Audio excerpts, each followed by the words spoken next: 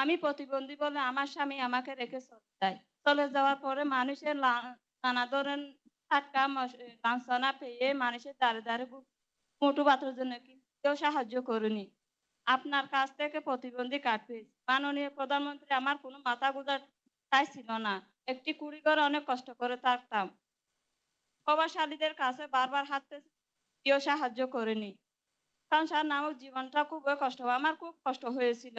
মনে হয় মনে হয় আমি যেন মরে যাই। কিন্তু আমার মেয়েদের মুখের দিকে তাকিয়ে আমি মরতে পারলাম না। মাননীয় প্রধানমন্ত্রী, আপনার কাছ থেকে একটি বর্ষাঘর পেয়েছি। ঘরে বিদ্যুৎ পেয়েছি, পানি পেয়েছি, মাথা গোঁজার মতো জায়গা পেয়েছি। দুইটা বাচ্চা থুয়ে বউ মারা গেছে, বাচ্চা দুইটা আমাকে খোরাক পাতি দেওয়া লাগে, অনেক কষ্ট করি চলি। আমার ঘর বাড়ি কিছু নাই, ঘরে মানুষ ঘুম পাড়ে, আমি গুপ গুপ করি কান্দি। এই বাড়ি ঘর না পায়া মেম্বার চেয়ারম্যান সবার কাছে যাই কোনো খাতে। তারপরে এই মন্ত্রীর কাছে গেছি, এই মন্ত্রী সাহেব আমাকে কইছে যাও ইয়ের কাছে, যে টিউনু সাহেবের কাছে যাও। মন্ত্রী তখন টিউনু সাহেব কইছে যে কান্দিবে ধরছি মা, দুঃখ করি।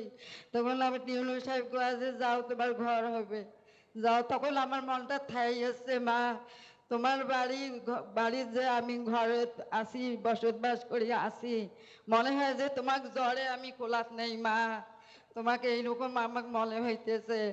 আমি মনে হয় যে আমি অসহায়, আমার কেউ নাই কপালত।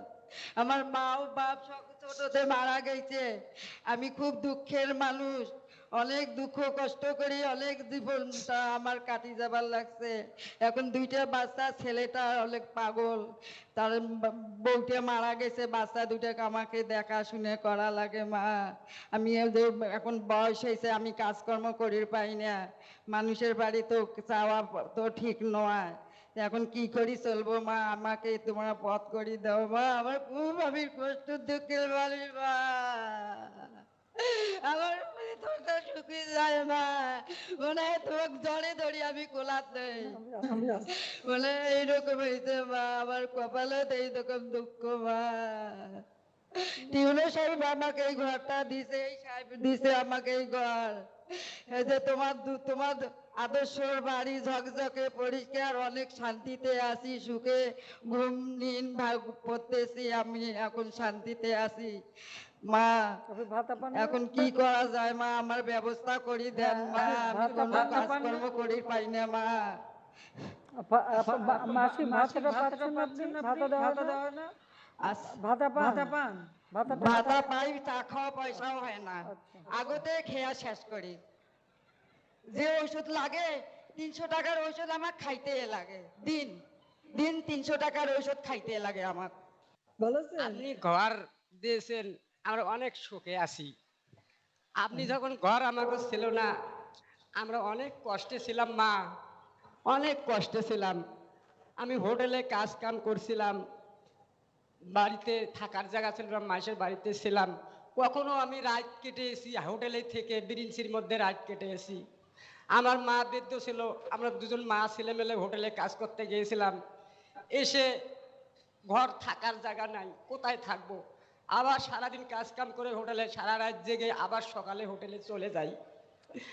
আবার ছেলে মেয়ে নিয়ে মাসের বাড়িতে থাকছিলাম, মাথা গুলোর কোনো সাথ ছিল না।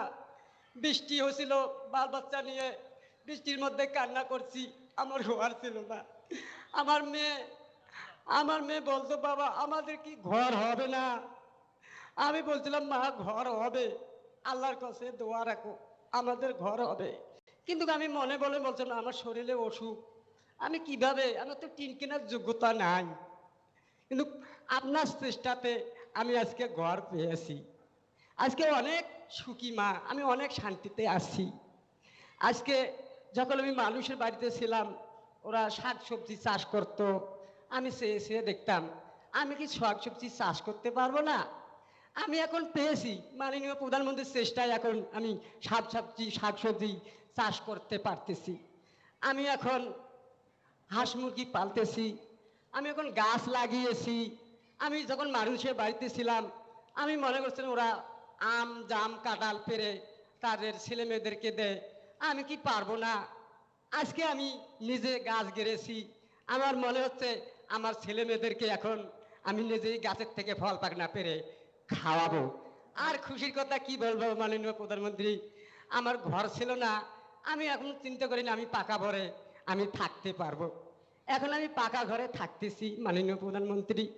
আমি কল পেয়েছি, বিদ্যুৎ পেয়েছি। আমি খুশিতে আরো আমার মনের আবেগে ছোট্ট করে একটু গান রচনা করেছি, আমি বলবো। হ্যাঁ, অবশ্যই। বঙ্গবন্ধুর মেয়ে শেখ হাসিনা, বঙ্গবন্ধুর মেয়ে শেখ হাসিনা, দেশের উন্নয়ন শেখ হাসিনার চেষ্টাতে আজ এলো আবাসন। গরিব দুঃখী মা বোনেরা, গরিব দুঃখী ভাই বোনেরা ছিল না ঘর বাড়ি, শেখ হাসিনার চেষ্টাতে আজ পেলাম ঘর বাড়ি। আমরা এখন ছেলে মেয়ে নিয়ে শোকের পাল তুলি, মাঝি পাল উঠিয়ে দে, মাঝি নাও জড়িয়ে দে। আসসালামু আলাইকুম, জয় বাংলা, জয় বঙ্গবন্ধু, জয় হোক বাংলাদেশের, জয় হোক শেখ হাসিনার। আমার পোলাপনের পক্ষ থেকে আপনাকে দোয়া হাজার হাজার, আমার বৃদ্ধ মায়ের পক্ষ থেকে আপনাকে হাজার হাজার দোয়া। আসসালামু আলাইকুম। আপনার পোলাপান আমার দোয়া দিয়ে আপনি ভালো থাকেন, সেই দোয়া করি। ভালো থাকেন। মাননীয় প্রধানমন্ত্রী, আপনি সানুগ্রহ অনুমতি দিলে আরেকজন উপকারভোগীর কাছ থেকে আমরা একটু অনুভূতি শুনতে পারি। আচ্ছা, দেন। আমি কথা বলার জন্য বলছি মোসাম্মদ শাহেরন বেওয়া, যিনি গৃহকর্মী হিসাবে রয়েছেন।